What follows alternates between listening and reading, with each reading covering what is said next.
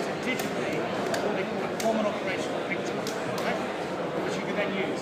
The benefits, I'm afraid the benefits of warfare are how you either defend someone or were immense, thousands of percent. Now, in 1980 something, SAP came along and did the same for companies.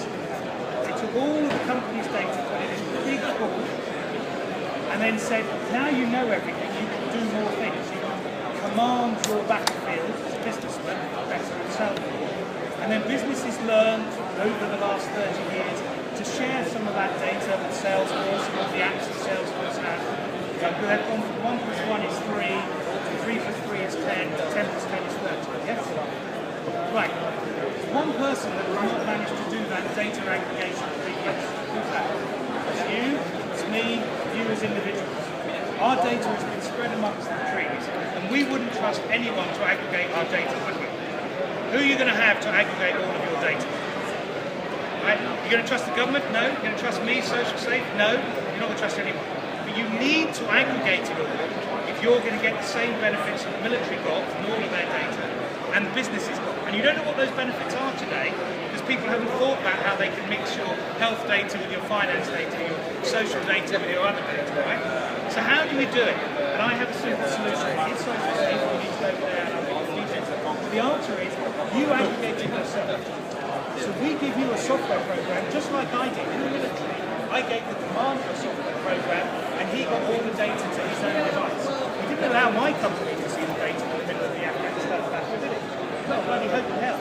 So what you do is we give you a software program, and that software program gets all of your data on your device, creates a lovely library. We give you a lovely user interface. 1 plus 1 is 3, and then you can put it in your personal cloud with Dropbox, Google Drive, or disk drive next year, and have it on any device. And then next year we'll allow you to permission access that to anybody, so that you can give your data to those people you trust on a need-to-know basis. Now, does that solve the personal data problem?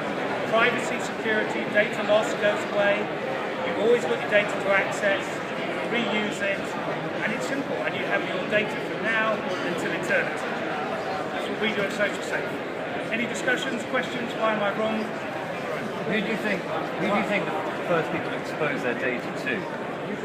Okay, that's going to be very interesting. So the first thing actually we've got to do is get people to want to have their data.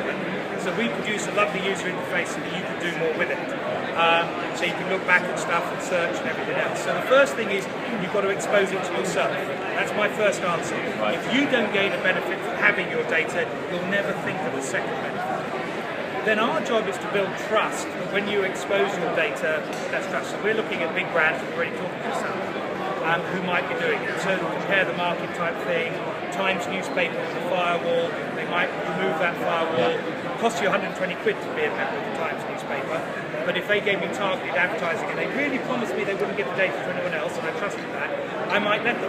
So that saves me 120 quid. Then it might be health apps, it might be all sorts of things, and then you start to spread out. And each of us will be different. So an 18-year-old might want to sell his data to somebody for £10 a month. I wouldn't, but I might want to use it for some new app. So Telefonica, for example, it could be any phone company, they want to tell you as you're walking around that there's this new offer for you. They need my data. I will let them have my data from SocialSafe if they promise not to take it off the phone. And they don't need to, because they can notice that I'm an ABD type of person, and as my phone's walking around it hears an A signal and then alerts me. It didn't need to tell anyone else that I was an A person. You with me? Yeah. Right? The whole new models start to appear that you can do when the individual owns the data. And the great news is that the EU laws are coming in, they're going to force us to not... Big data's never been very good anyway, it's only a thin slice and it's largely wrong. But now you go to the individual, you look them up. And how do I make money, by the way? I charge you $7 a year for the nice user interface, right? And then I charge cents and tens of cents when you agree with a third party to give them the data. Because I'm a blind librarian, I just pass the data from the app. I charge them some money for doing that. That's all. I'm a blind librarian. I want to be the most boring person in the world. I want to be a data librarian. How big is the business? Huh? How big is the business already? Well, the business isn't that big at the moment. We've got 200,000 users on Mac PC, right?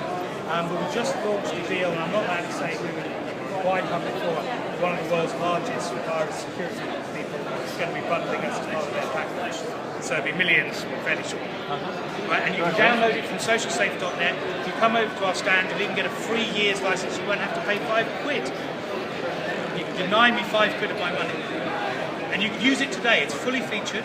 Right, so you get all your Facebook, your Twitter, your LinkedIn, your Facebook pages, your Instagrams, Google Plus, Pinterest, blogs, all come down and you can look at them and view them and everything else.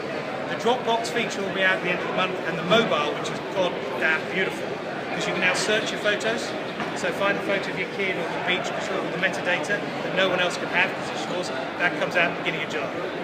So you're planning to make more money by passing the data or by having you pay? Well, in fact, eventually we won't charge you at all. We will make our money by when you pass data to a third party, because we're active to do it. We're only charging cents, 10 cents, right? It's a blind librarian. You've got to understand my business model is brilliant. I mean, I have no storage costs, none, because you're storing it yourself and on your own personal account. I have no bandwidth costs, and I have no processing costs. So really, apart from actually a bit of marketing creating software, I'm going to make more money. Actually, it should be an open source system. Well, no, because I am a businessman.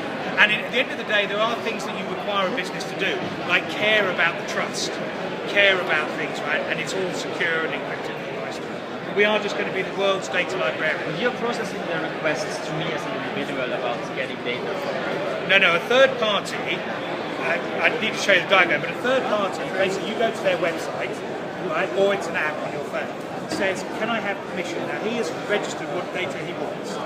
If you say yes to him, you have to say yes, then that triggers me to know exactly what data he's allowed. Your token, his token. I know what data he's allowed, and only that data gets passed to him when the job's done.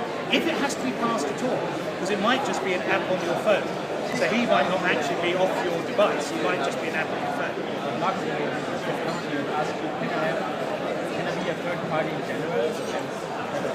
And if you ask 100,000 users to pass. Yes, and if you agree that, you can.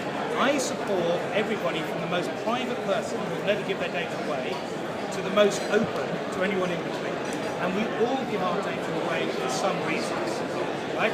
I've just had a remortgage thing. I've had to give loads of data away, right, for that purpose, and I trust my bank not to give it to anybody else. Right? I trust Sainsbury's with my shopping habits. Right? Will I trust Mercedes with my car data? I'm not sure I want to, but I might want to keep it and then give it to my insurance company. So it's all your choices, and you can choose. But actually, if you make money out of my data, I want to have a cut from you. No, you get the cut. I make almost no money at all. So I pay $7. No, you won't be paid that. You pay $7 for the software, because if you didn't pay some money, you'd wonder what my business model was, right? And I wouldn't have partners selling it for me. I'm not actually selling direct to marketplace much, right? Mainly partners. But let's be very clear, right? Take the issue of the Times newspaper that I said, right? 120 quid a year I pay the Times newspaper because I like it, right? That's stupid maybe, but I do, right? They have said to me that they would waive that fee if people agreed targeted advertising. So the question would be, would I, as Julian, allow them to have some of my data for targeted advertising if they promised me that they wouldn't let it out of the Times newspaper or I've just saved myself up 20 panel on the hard and soft revolution. right? Come to the main stage. Thank you. I get loads. So we're trying to maximize. But the key point I wanted to make for all of that was that the only solution to the personal data problem is you own it yourself. Nobody else. And we're the only company in the world doing it. Thank you for listening at Sports Corner. We had what?